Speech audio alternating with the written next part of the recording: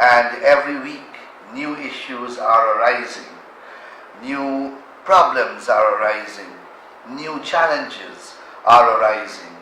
And in this program, I try to highlight as much as I can the important issues, challenges, and problems which are facing you, the people of Regions 5 and 6. I want to begin by highlighting an issue that I've been dealing with since last week. You will recall last week I met on set here with a group of farmers.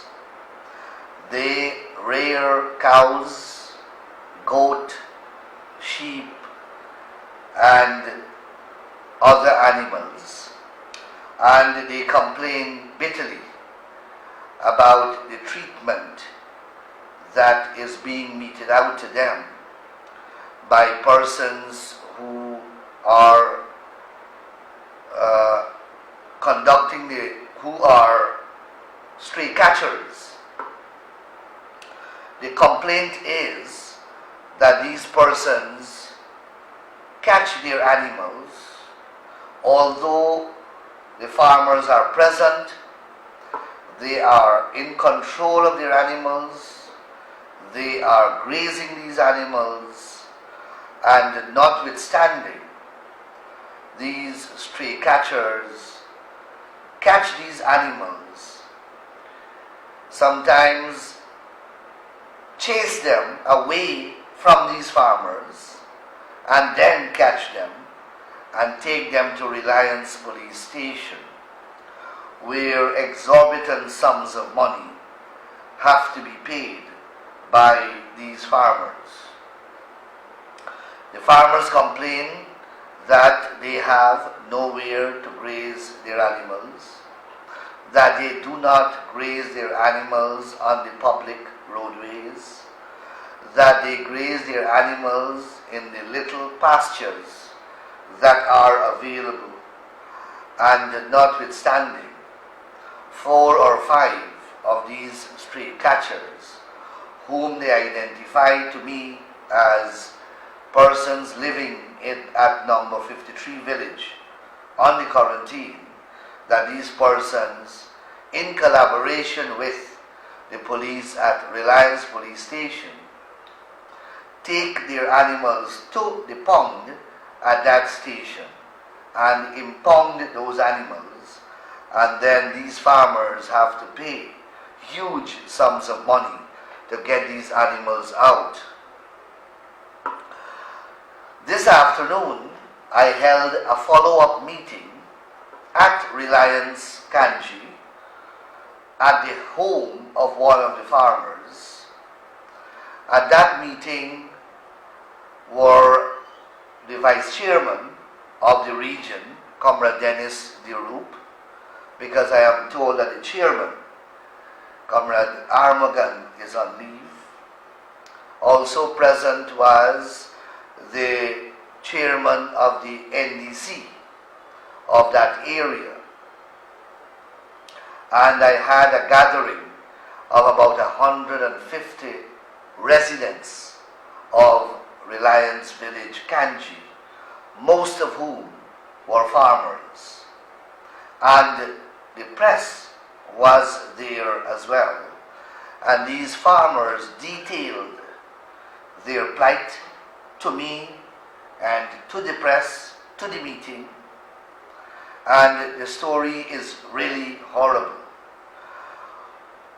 2 or 3 farmers have paid over $1 million each. Let me repeat that. 2 or 3 of those farmers have paid over $1 million each in pound fees over the last 3 to 4 months. Another set of farmers have paid hundreds of thousands of dollars each over the last 3 months as pound fees to get their animals out.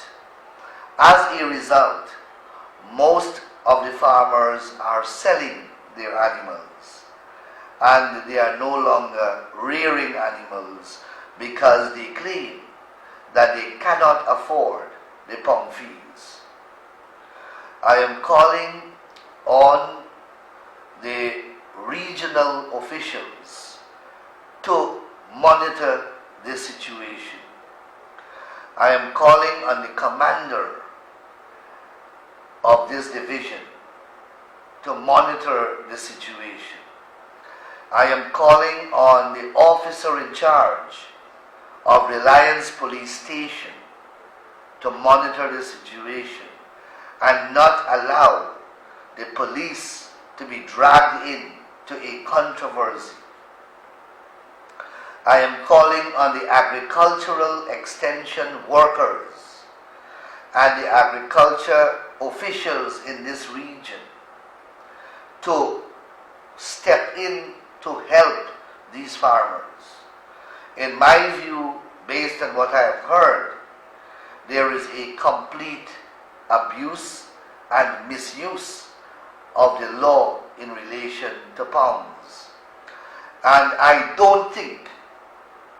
not think that the state is getting most of these huge sums of monies that are being paid.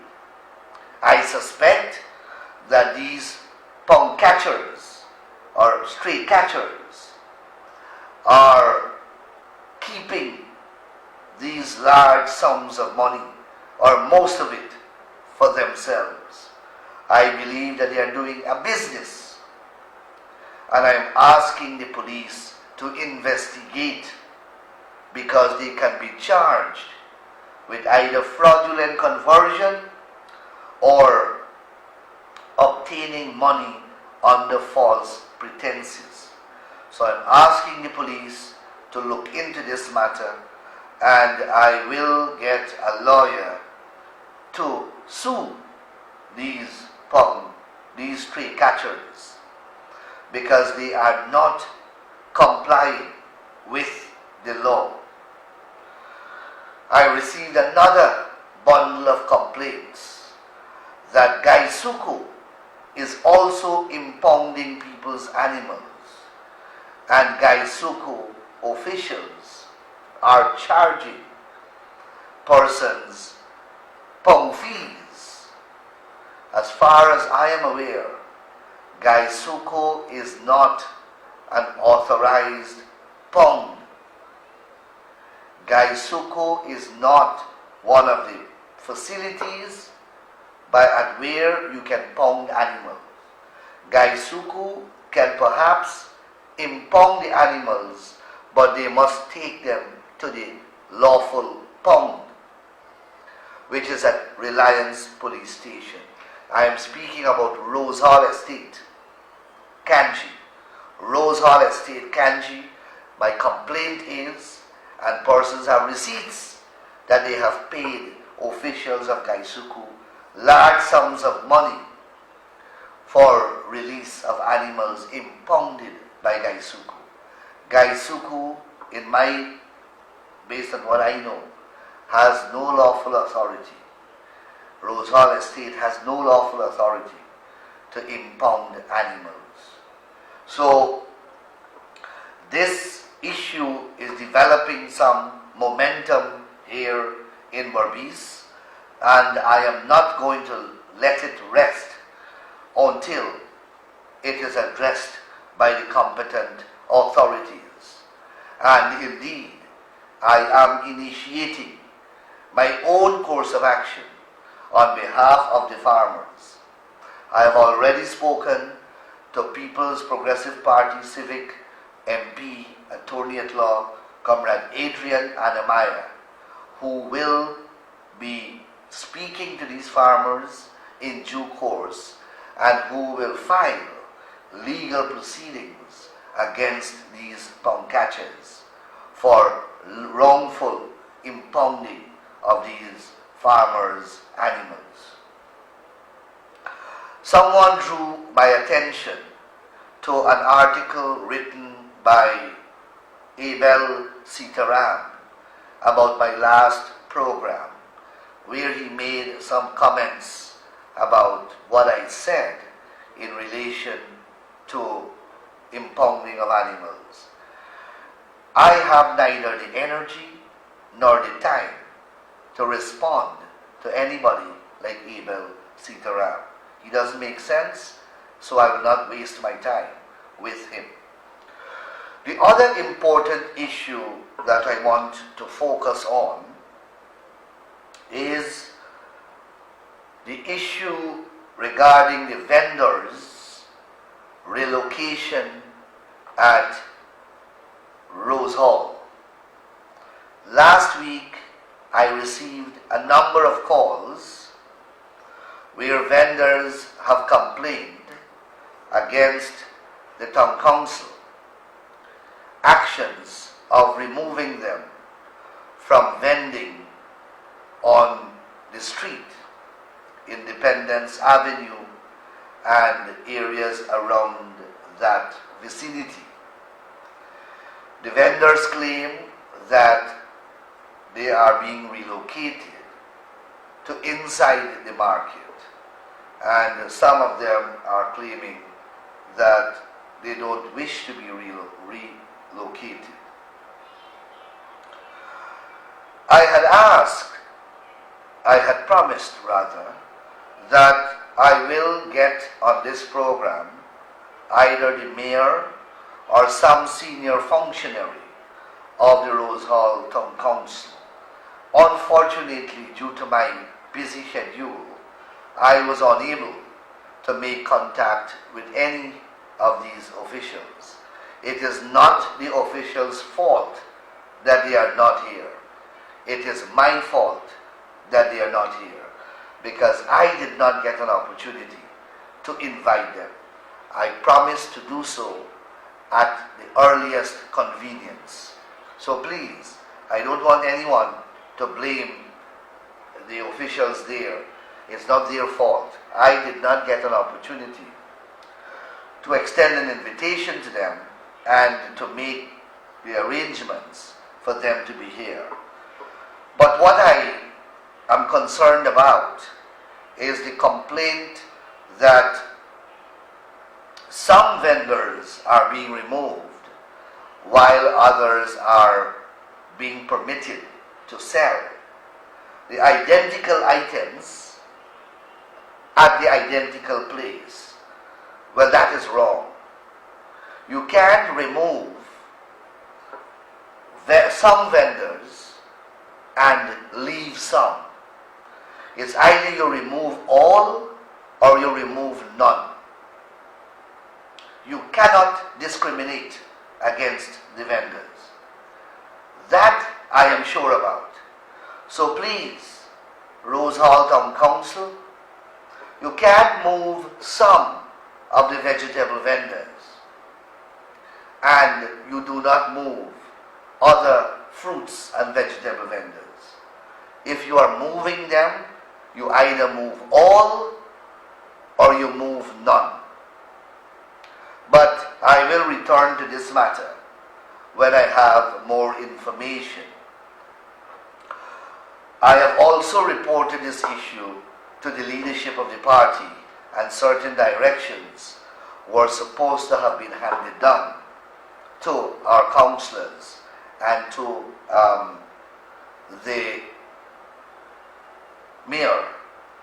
So I will leave that issue for the time being as I address some other issues. This week we had also the case coming up involving 5 NDCs that had tied results at the last local government elections, as well as the municipality of Mabaruma. That also was tied in terms of allocation of seats. The APNU, AFC and the PVP got equal number of seats at 5 NDCs and at the Mabaruma municipality. As a result, when the councillors met in accordance with law to elect the chairperson, and in the case of Mabaruma, the mayor, you had an equality of votes because you had equal number of PPP councillors and equal number of AP and UAFC councillors. So when they voted, the votes tied. The law says that when that happens, the overseer must fix a date for an election to be held by the people in that local authority area, who would be required to vote for one of the two persons who tied for the chairmanship position. The law is extremely clear on that issue. If there is a tie, then the two persons who are tied must go to the electorate, and the people, they must hold back on elections in the area, and all the people must vote either for Mary Jane or for Jack. If Jack wins, well, then he's the chairman. If Mary Jane wins, then she's the chairman. If, however, there is a tie again, then the minister, Bolkan, can select one of these two tied persons to be the candidate. Of course, if the entire local authority area votes back again, it is almost impossible for there to be a tie. Impossible.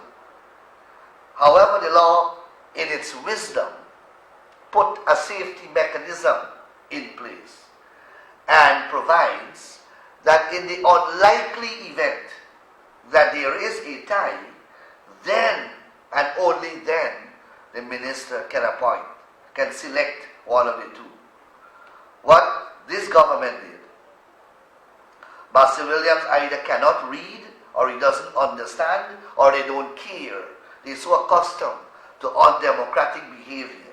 They're so accustomed to stealing elections that when there was a first tie at the council,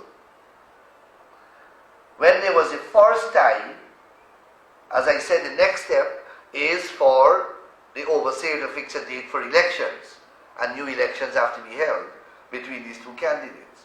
That's what the law says. After the first tie, Bolkan stepped in and he broke the tie by selecting one of the candidates as the chairperson, and in the case of Mabaruma, as the mayor of Mabaruma. Of course, and we challenged it in the court. The law is very clear, we cannot lose.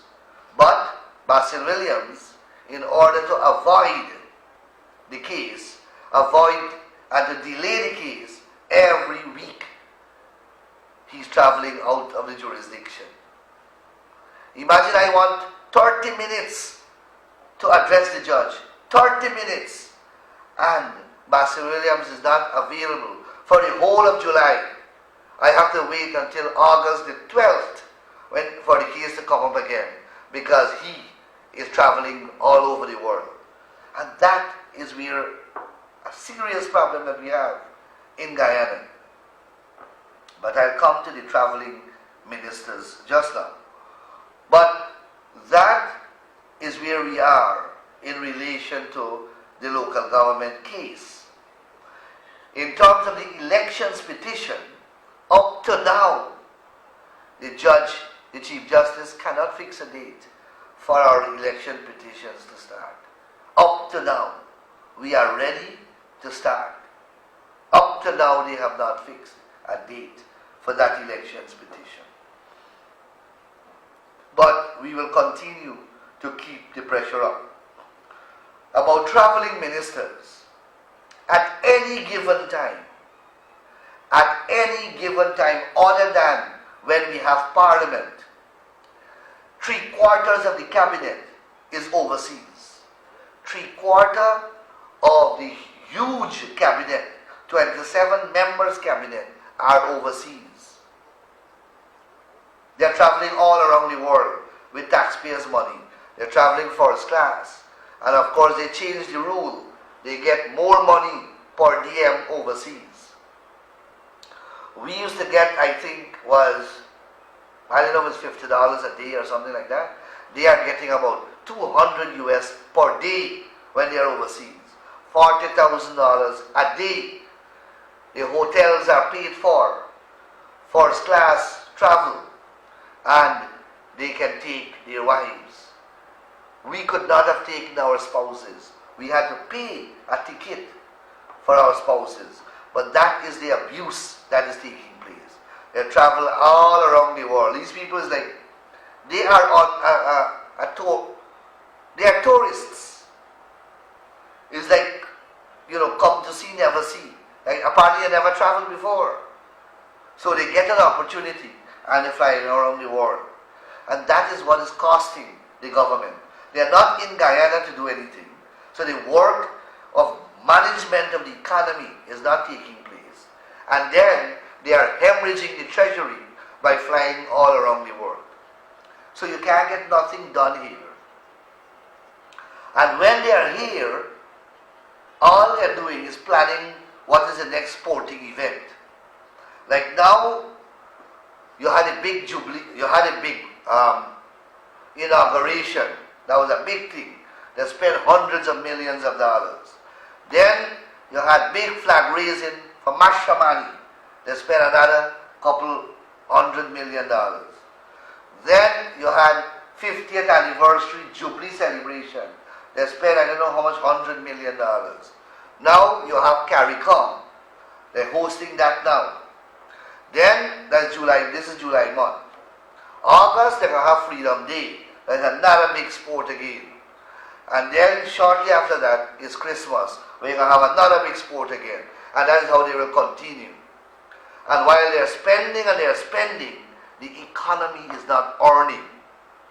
Rice is in crisis. Sugar is in crisis. Bauxite is not performing. The logging, forestry industry is in chaos. Small miners are in crisis. The only people who are doing good are the large miners. And the large miners because they are gold mines. So no new investor is coming to Guyana. There is no incentive scheme to attract investors in Guyana. None at all. All they are doing is concentrating on forensic audit, trying to jail somebody, or they're planning an event. They bust a road in the middle in Georgetown, Carifesta Avenue. And where they bust the road in the middle and they put down the whole Caribbean flag. Brand new road. But they bust the road in the middle and they plant flags right through the whole of the Caribbean. And they name it Avenue of the Caribbean. All of that is good. Except that that doesn't earn a cent for the country. That doesn't put food on anybody's table. That doesn't help the sugar worker. That doesn't help the public servant. Nothing that they do, nothing that they have done in government has been done to help anybody. All they have done is raise their salaries so they help themselves. They increase their per diem allowance when they travel overseas so they help themselves. They buy brand new vehicles for almost all of them so they help themselves. Nagamotu renovated the Prime Minister house at about $40 million, so he helped himself. And that is what they have been doing. Ministers who used to live in some flat houses now live in rented premises, paying $1 million per month and $500,000 per month rent. That's what the government renting for a couple ministers who don't have houses in Georgetown. $500,000 and $1 million a month rent. Then you have to pay their light bill, their phone bill, their guard, their maid. And what do you get in return? They're traveling all over. They're not running this country. As a result, Guyanese are getting poorer and poorer by the minute. Every day you wake up, you are poorer than yesterday. Because every day there is a new measure in place that is intended to make you poorer. Parking meters will come to Berbice soon when they finish with Georgetown. There's another innovation. Because this government doesn't want to work. It doesn't want to think. He doesn't want to invest. All it wants to do is to collect money and spend. And where they get the money from? They can't earn. They're not building any factories. They're not building a mile of falls. They're not bringing any investors in the country. None of the productive sectors are performing, and they're not prepared to help them to perform. So the rice farmer not getting any help. The sugar worker not getting any help. Gaisuku is not getting any plan to revitalize the industry. The housing program is dead. The construction industry is dead. So all these used to earn. They're not doing that. They're not helping these places to earn. What they are doing is they still want to collect money though. So how can they collect the money? By taxing you. And when they tax you and you don't get an increase in salary, then you get less money to spend. When prices go up and you don't get a proportionate increase in salary, it is called inflation. Your spending power becomes less and less every single day. So that is why they're going into Blackbush and going into Bad Settlement and Bush Lot, and they're counting how many banks of Baji and Bora people have in their yard. And if you have more than 2 banks, you are a commercial person, and therefore you have to pay commercial rate of tax. That is what they're doing. You are doing a business. You're a farmer doing a business, and you have to pay additional taxes. That is what they're doing. So, look at Parliament. When we were in government, you would have heard Ramaya and Nagamutu and Charandas and all these people talk about Parliament whole day, whole day. We used to make Parliament meet every single week. Every week almost, Parliament met when we were in government. Parliament now meets once every 2 months. Once every 2 months at an average. Sometimes 4 months pass and there is no Parliament. You know why? Because they are touring the world. So your business in the Parliament is not important. And remember, every time one of them travel, the Parliament can't sit because they have one short vote. And at no time is one of them traveling. At any given time, half of the cabinet or more out of the country. At any given time. That is why Comrade Ramjatan told the Upper Quarantine Business Chamber of Commerce that he can't come to talk to them about crime because he's sporting in town. He got Jubilee celebration. So he took nearly 2 months to come and meet the people. That is their priority. Sporting and enjoying themselves. And that's why when they come to Parliament, they want to hurry out. They don't want to sit down there and do the people business. Last time we were in Parliament, they presented some financial supplementary papers. Imagine they pass a budget in May 2015. Not in May, in August 2015. That is when they put the 2015 budget to the Parliament. It was in August. We didn't put one because we had elections the same year. And we had prorogued the Parliament. Remember that. So the 2015 budget came in August. And it was really for the period of September to December because that was what was left for the year. These people bring a supplementary paper last week in the Parliament. They pass a budget for that same period and then bring a supplementary for $800 million. More money than they had to spend for that 3 months period. And they pass a budget of billions and they still run out of money. They bring a supplementary paper for $800 million that they draw out in the Treasury from September. That is in addition to, I don't know how much 100 billion we had in the budget. I can't remember. So after several billions for that 3-month period, they brought a supplementary paper to say that they also draw out 800 million. Because that money what they budget for didn't do. And when when that happens, you are entitled as the opposition to explain to the parliament and explain to the people how you spend this money. That is what a committee of supply is all about. The parliament goes into what is called it's a full parliament. It goes into what is called a committee of supply, and ministers are to explain to us, the opposition, and to the nation, because the press is there, what they use these monies for. You had Ramjatan. These are the ministers who had to answer. Education, Ramjatan, Harman for Ministry of the Presidency, Bulkan for local government, and a whole set of ministers. And imagine not one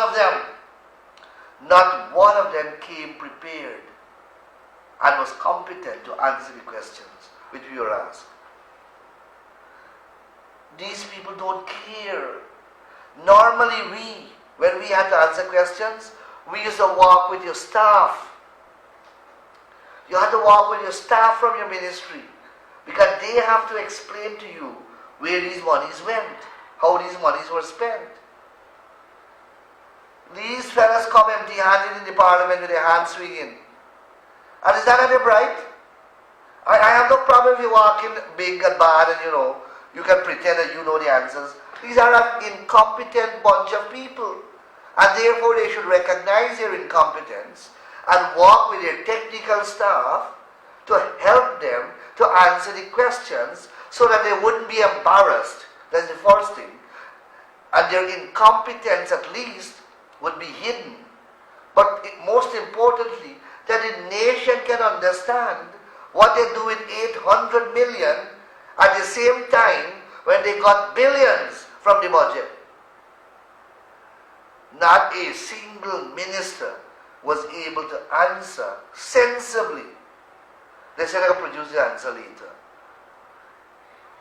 You would think that after 2 budgets, because 2016 was your second budget, you would think that these people would learn. But it would appear as though they are incapable of learning. Because why else would you walk with your 2 empty hands to the National Assembly, knowing full well that you are going to be grilled about the expenditures that you are asking parliamentary approval for? You just can't bring a piece of paper and expect us in the opposition to rubber stamp it for you.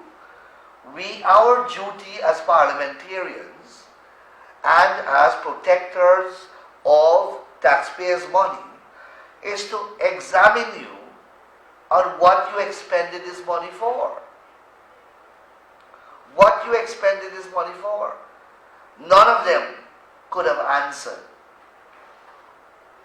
So you have that is the way Parliament is performing. It is sitting irregularly. It is sitting only when they are not traveling, which is a rarity. And when they bring stuff to the Parliament, they are incompetent to effectively deal with their own business. It's their business, they are bringing these things. And they don't understand, most of the time, what they are bringing.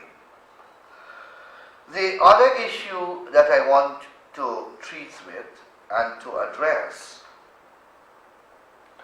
is the question of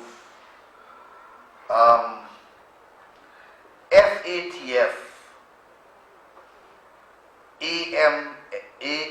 AMLCFT, the anti-money laundering, countering the financing of terrorism legislation.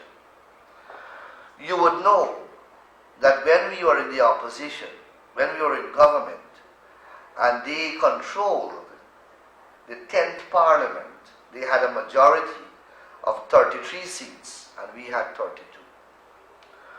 We were supposed to pass certain bills in that Parliament to update our laws dealing with money laundering and terrorism. And if we failed to do so, the international community would penalize us and we would be blacklisted, and our financial infrastructure would have been under stress, and the banks and all the companies doing business in Guyana will have to go through a whole great ordeal of producing documents and so on, because Guyana would have been blacklisted internationally. You would have heard me explain this when I was Attorney General a million times.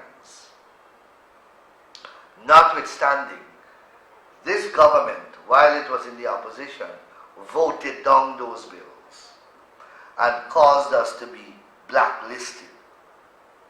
They caused us to be blacklisted. They caused us to be put under what is called review process by the Financial Action Task Force of the Caribbean, as well as the World Organization, the World Body.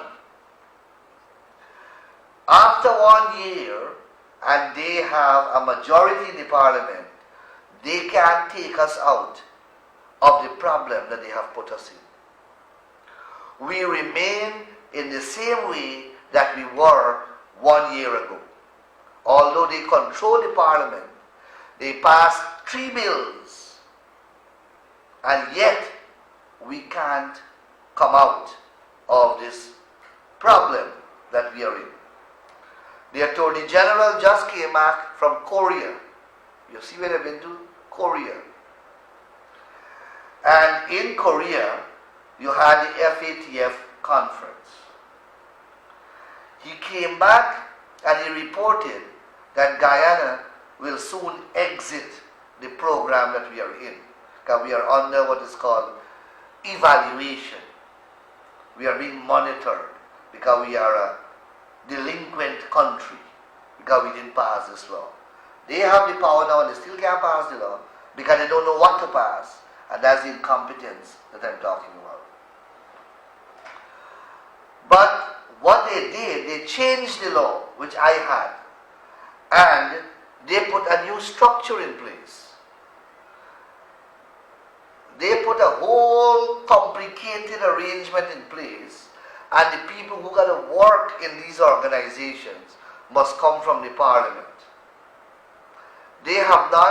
Parliament has not yet appointed a single person to this organization that they have created.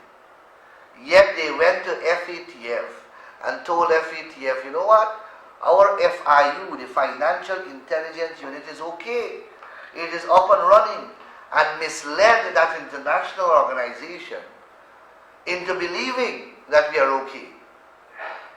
It's only when the Attorney General returned from Korea and issued a statement that I took the statement and go to the internet and read what FATF said about Guyana. Then I realized that somebody is lying. Somebody is lying. Now, when this lie is unearthed, when this lie is unmasked, we are going to find ourselves in even greater difficulties. So to the Berbice Chamber of Commerce, please read my press release and please read what the Attorney General said. And you will see that someone has misled the FATF on this matter.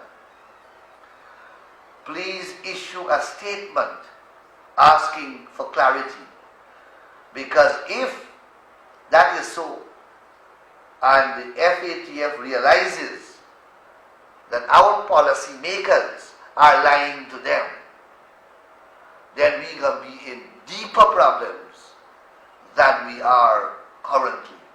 So to the Chamber of Commerce in Berbice, I don't know the names, I know that you have more than one. Please pay attention to what is going on.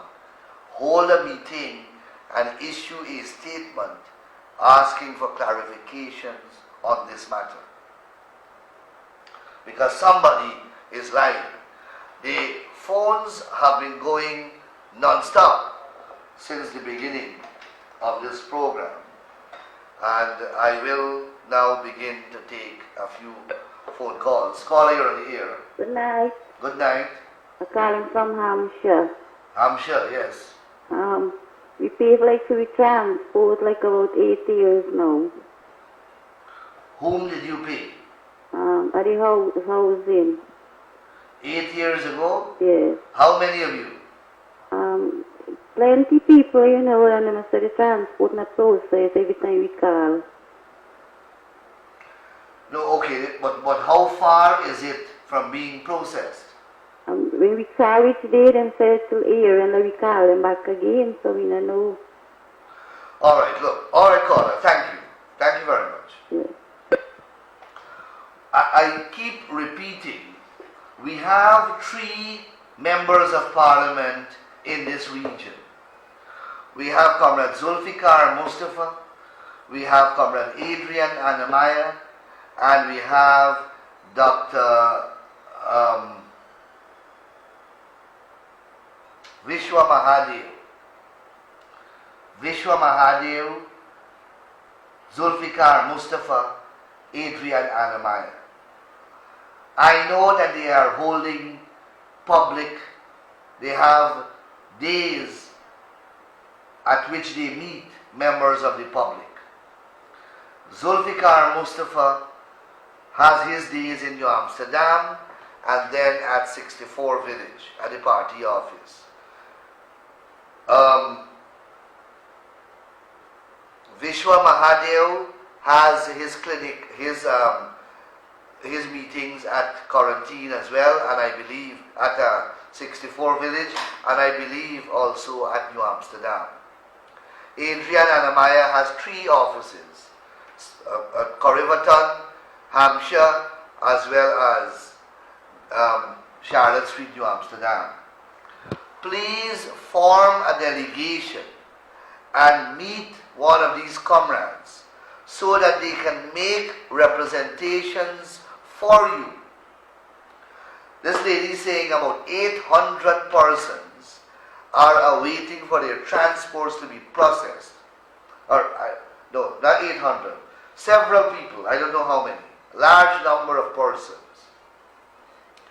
are waiting for their transports to be processed at housing for the last 8 years. Well, please make contact with Anamaya. He lives at Hampshire. And get him, he can write a letter to housing in his capacity as MP.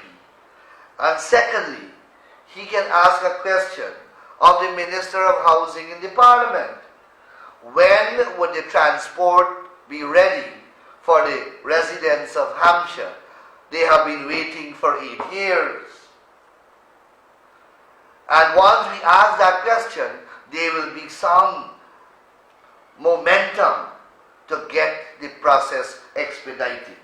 So, callers, viewers, please use the facilities which are available to you. Don't wait until I come on this program. I mean, please call me on this program, but use our comrades who are here in the region as well. Caller, you're on the air. Good night, sir. Good night. So you heard about the animals and so on. Where are you calling me from? Bushlat. Bushlat. West Coast? Yes, the Salisbury. Yes. Now, there are some things we got to address. If a person wants to contact the guy on piece land, enough man get goat, sheep, cow, horse, and then get a place to mind them. The other day, they were in the mandir, believe it or leave it. They were in the horses was in the mandir and they create a mess in the mandir. Bushlat Sanatan mandir. And they are in the yard. The mandir is not fenced? Mandir fence, but they open the gate and block the fence at the back and so on. Also, they are in a school compound, right? Purposely putting in the cows in the weekends to live. In the health center yard also, All right. that happens. No, but caller, I am not. Is that right? I agree. I am not at all defending strays. If the animals are stray animals, like those that you are speaking about, where nobody looking after them, that is what a stray animal is. But if the owner is there and they are grazing their animal in a public pasture, then pound catchers can't come and take that animal away. That is the gravamen of the farmer's complaint. I agree that if they are stray animals, then they should be impounded. That was the whole purpose of the law. But what we find now, based upon the complaints which I have received, is that they are not stray animals. These are animals that are being herded. They are in the custody of a shepherd or a herdsman or whatever word you want to use. Caller, you're on the air. Hello. Yes? Good night. Good night. Why are you criticizing the government that what they're doing? Huh? It's my job to criticize the I'll government. come strong to come and try to win back the next election. What's that? We say, why y'all come strong and try to come back and win the next election? Why criticizing? But part of our function as the opposition is to criticize while we advance proposals for solutions and problems. We must criticize. We are the opposition. Yeah, but when y'all in power, y'all do the same thing. No, man, not at all. Y'all do the same. No, not at all. When we were in government, we rebuilt this country. The economy over the last 10 years has never been underperforming the way that the economy is performing now. Now, brother, wherever you go, whichever part of this country you go, whatever business you're doing, whoever you talk to, they will tell you that things bad, things slow. You know why that is so? That used to happen during our time too. But we used to ensure that we take initiatives Yes. to ensure that there's economic activity all the time. If there's a sector, that is underperforming, you have to step into that sector because our economy is small. If the rice farm is facing problems, it will affect the construction industry. But what you want to do? Try regroup and come stronger. No, but we are doing that. Right. We are doing that, but at the same time, we work hard to build what we are seeing is being destroyed. And destroyed not because these people want to destroy it. It's because they're lazy, they're not doing the work that they were elected to do. Listen, people who voted for the APNU AFC outside of Georgetown, they don't visit nobody. Only when Baron Jagdev and the regional chairman went into Region 5 for the flooding recently, that you see Ramjatan went there. They don't visit nobody, even the people who voted for them. We, for 25 years while we were in government, a minister used to visit village by village every other month. Every other month, one minister or another is somewhere in a community. When the last you see a minister in your community? Any one of you who are looking at this program, whether you have voted APNU or whether you have voted PPP, when last have you seen a minister in your community? And just compare that to what used to happen in the PPP time. Paula, you're on the air. Good night, Mr. Mandela. Good night. Well, I am listening to your program. Well, I can say what this government is doing. I just heard the caller call, but he humble, you know what I'm saying? That people, if they are blind, they can feel what is happening right now. Because everything, if you are doing a business, you have to scare now. GRA coming and they will check you what you have. And so much of bad things. How can we survive with this country? What is Not only GRA, you have an organization now that is called SOKU. Yeah. And government Sohu now, is intervening. he don't try even to do some good. He only do the bad things because everybody is crying on him now. You hear all over you go, people is talking, people who put him there. He is not doing for them because, he feels he's a driving seat. He's supposed to do a little good now for the people so that people say that he go. I heard he talk on television that the promises that he made, he never know that now he don't have money to do it. So that it's so be hard. He said the country was running good, so he believes when he go in there, he makes promises and he cannot fulfill them. You know what it's called, Miss? You're being very kind.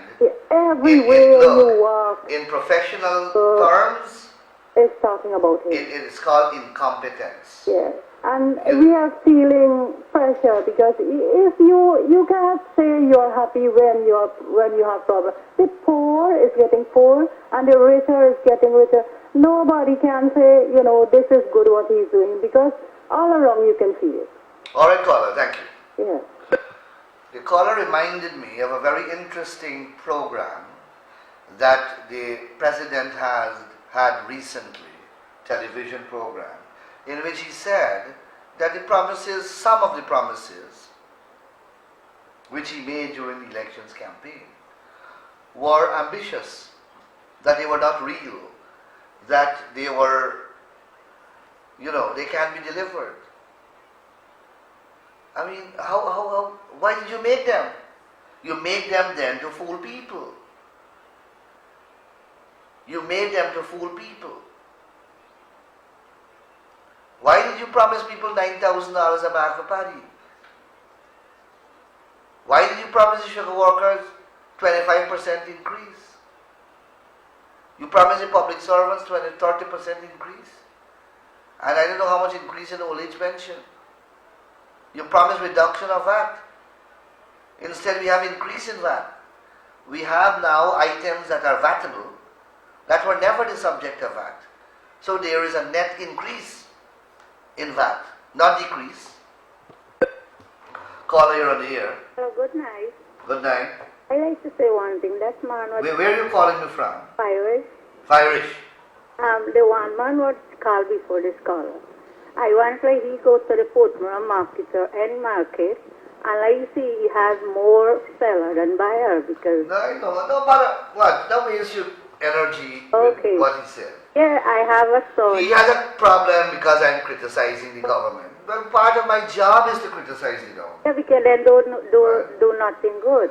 And if I'm criticizing the government wrongly or unjustifiably, that's a different matter. Yeah. He didn't say that. Yeah, you don't find any fault where you say wrong about them. Right. Yeah, I have one. He has 7 subjects in Swine, and how much time you running at the estate on job and he didn't have it. So why don't I say go and take your education and you can have a job? No. All right. Thank you very much, caller. Thank you. And this caller has hit the nail on the head.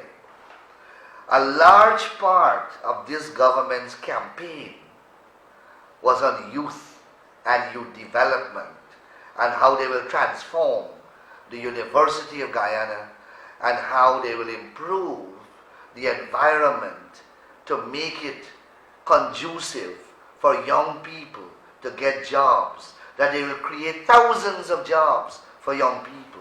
Well, I want somebody to name one job. Just one job, new job that they have created in 1 year. One new job. They have lied to the people. The university is in problems. Not a single thing has been done. Where are the youth programs and youth policies that you promised the people? Caller, you're on the air. Hi, good night, Mr. Naira. Good night. I'm calling from Albion area. Albion, yes. Yes, sir. The thing that you said that every day we get in poor, that's so true. I don't lie. No lies, sir. Yeah. The thing is that I saw in the paper the fat guy of Brian Hunt. Yes. Yeah. They bring back this thing, the privacy law with Those textbooks, Dorian, sir? Let me talk about that. Yeah, Sure. let me talk about that. Sure. It is on the agenda of this government, based on what they have said themselves publicly, that they will bring in modern copyright legislation.